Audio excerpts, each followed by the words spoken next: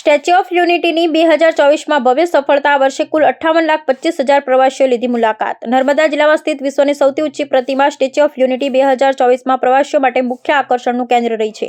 આ વર્ષે કુલ 58,25,000 પ્રવાસીઓ સ્ટેચ્યુ ઓફ યુનિટીની મુલાકાત લીધી, જે તેમના વિશાળ લોકપ્રિયતાને દર્શાવે છે. પ્રથમ દ્વારપાલ જેવું આ આકર્ષણ ભારતના પ્રથમ ગૃહમંત્રી સરદાર વલ્લભભાઈ પટેલને સમર્પિત છે અને તેની ઊંચાઈ 182 મીટર છે. આ પ્રતિમા ન માત્ર ભારતીય સંસ્કૃતિ ધરોહરને ઉજાગર કરે છે, પણ પ્રવાસીઓ માટે એક અવિસ્મરણીય અનુભવ પણ પ્રદાન કરે છે. સ્ટેચ્યુ ઓફ યુનિટી જ પ્રવાસીઓનું એકમાત્ર આકર્ષણ નથી. નર્મદા જિલ્લામાં અન્ય પણ ઘણા પ્રખર આકર્ષણો છે, જેમાં જંગલ સફારી, નર્મદા આરતી અને એકતા ક્રૂઝ મુખ્ય છે. જંગલ સફારી પ્રવાસીઓને પ્રકૃતિની સહજતા, જંગલના વિવિધ પ્રાણીઓના નજીકના દર્શનનો આનંદ આપે છે. નર્મદા આરતી પર પ્રવાસીઓ માટે અનોખો અનુભવ છે, જ્યાં નર્મદા નદીને શ્રદ્ધાપૂર્વક પૂજવામાં આવે છે. આરતી દરમિયાન જળમાં વિખરતા દીપક અને તેની ચમક સુંદર અને શાંતિપૂર્ણ માહોલ સર્જે છે, જેની મુલાકાત લેવું ક્યારેક જિંદગીમાં એકવારની તક બની જાય છે. એકતા ક્રૂઝને તે શ્વાનાવંતી મુસાફરી છે, જ્યાં પ્રવાસીઓ નર્મદા નદીને કાયમ સ્મૃતિમાં રહી શકે તેવું દર્શન કરી શકે છે. ક્રૂઝમાં પ્રવાસીઓ નદીના ઠંડા પવનો અને સુંદર દ્રશ્યોનો આનંદ માણે છે.